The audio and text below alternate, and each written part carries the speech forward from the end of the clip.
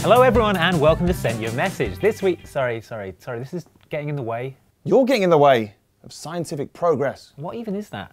Well, remember when I played all that Assassin's Creed? I do remember. It was in all the papers. You had to go to hospital. Yeah, well that was all research except for the impacted bowel. That was unfortunate, but it was worth it. I've built my own animus and it allows me to relive the genetic memories of all of my ancestors. Does it allow you to answer questions submitted by the Xbox Live community? Because that's sort of what you're being paid to do. I can do both.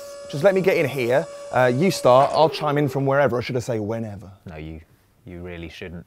All right, well, appropriately enough, our first question is on Assassin's Creed Revelations. Ryan Hatwell wants to know some new information on it. Now, Dan, you saw the game recently, didn't you? Did you get I'm not Dan, I'm Consul Caecilius Danimus, member of the Roman Senate. That's just you in a sheet. No, it isn't. Anyway, I mean my ancestor Dan. Descendant. Yes, well, anyway, he did an interview with the game's director in Istanbul, which had cast some light on this future situation that I know nothing about, being from the past and everything.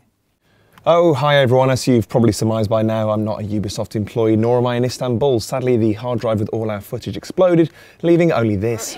Welcome to Istanbul. However, I did get some hands-on time with it while I was there, so you're going to have to put up with me instead. Now, one of the most unexpected additions to Revelations is the new Den Defense mode. Ubisoft Montreal realised that once the Borgia Towers had been captured and ignited in Brotherhood, there wasn't a great deal else to be done, and so in Revelations, Ezio and his new Turkish assassin friends must now deal with attempts to reclaim a captured area. Controlling these sections resembles a tower defense game, with Ezio acting as general and placing assassins and defences around the new environment in order to fend off waves of opponents. In true tower defense style, you require a certain number of points, or morale in this case, to place new units and upgrade them, and strategic positioning is paramount. Elsewhere, combat is finally as challenging as we've all wanted it to be for some time now, and there are certain times when it actually makes sense for Ezio to do a runner rather than attempt to tackle everyone head on. Fortunately, Ezio's latest gadget, the hook blade, makes getaways and general navigation a breeze, allowing him to grip onto out-of-reach ledges and travel across zip lines, which also opens up a new range of stylish executions. Overall, the gameplay is like a big love letter to Assassin's Creed fans, addressing long-time complaints and providing plenty of humorous knowing nods throughout. One mission sees Ezio finally get his revenge on those annoying minstrels by first beating them up and stealing their costumes, and then circulating a party while singing insulting ditties about the Borgia family. The other big news is that Ezio is being confirmed as the guest character in Soul Calibur 5, and will employ the use of his longsword, stiletto, crossbow, hidden gun and hidden blade during combat. For once, he's actually time appropriate to the game, and his presence makes a heck of a lot more sense than Darth Vader and Yoda's. Right, now back to the show, where I'm about to react to something we don't actually have footage for. Oh, what strange wonders await in the future. Can we... yeah, thanks. Right, our next question on the answer block is from Raging Teriyaki, who was asking about the new Devil May Cry game coming our way in the very near future. I've leaped again. This time I'm in the body of Lord Dannington Pointy, Earl of Northumberland. The year? 1565. Okay, now you're confusing Assassin's Creed with Quantum Leap. Oh boy. Get back in here. Prithee, sirrah, what strange... Just answer the question. Yeah, fine. Well, the new Devil May Cry game is ticking along just as we left it last time, but to tide you over, Capcom has announced the Devil May Cry HD collection for release next year. Yes, the DMC HD Kali, as no one is calling it, is a spruced up high-definition bundle that contains the great Devil May Cry and Devil May Cry 3. And Devil May Cry 2? Sure, I guess. So, as you're probably aware, the series focuses on Dante, who the press release describes as a bad boy anti-hero. Cool. Who's half demon on his dad's side. Dante is able to use his powers to fight demons, which probably really disappointed his dad, but he does so anyway to save Earth from their demonic plans, and also he just needs to express himself, right, Dad?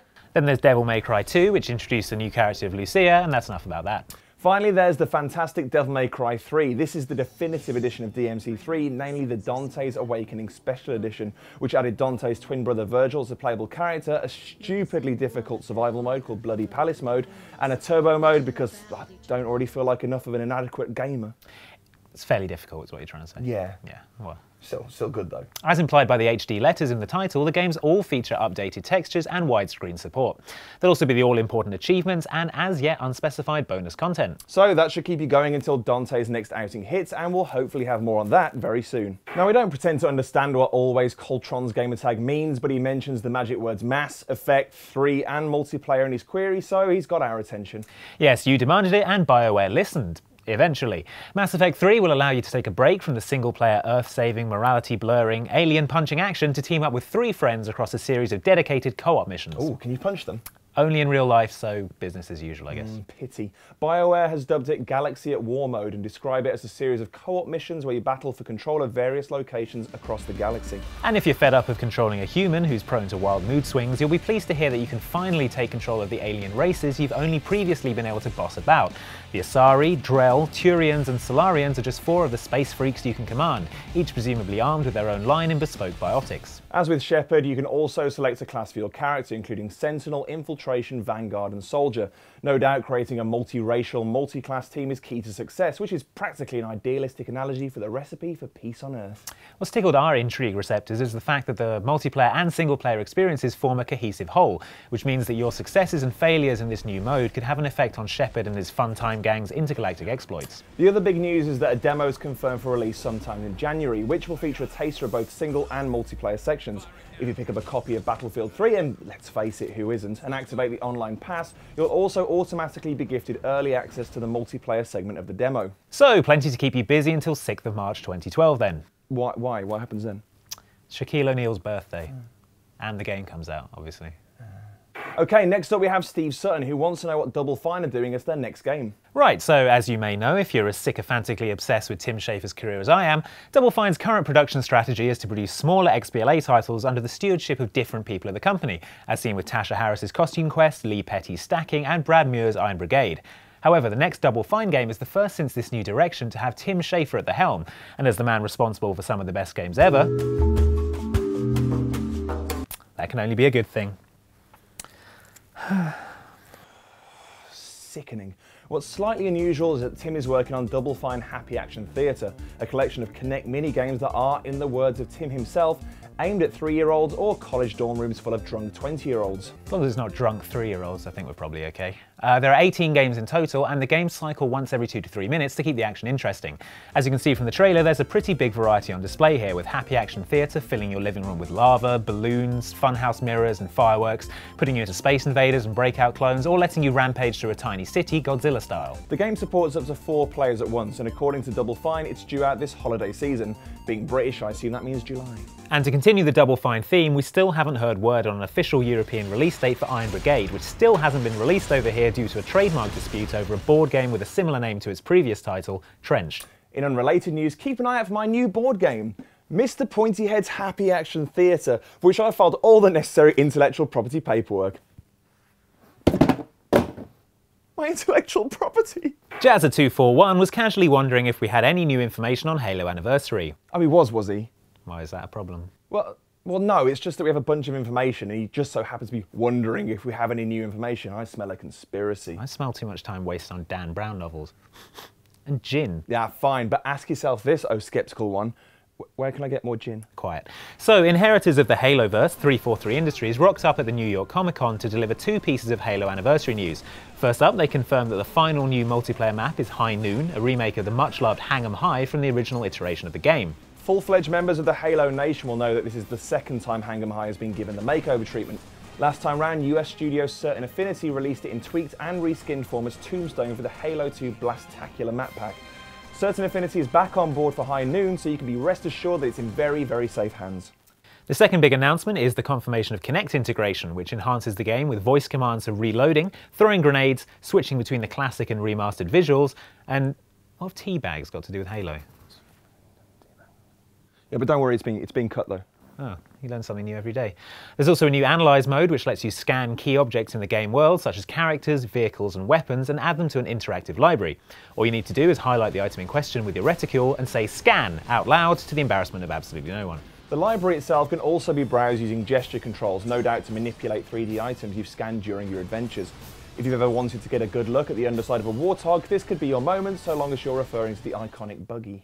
As if you needed reminding, Halo Anniversary is due out on 15th of November to coincide with the 10th anniversary of Halo Combat Evolved, not to mention the launch of the original Xbox.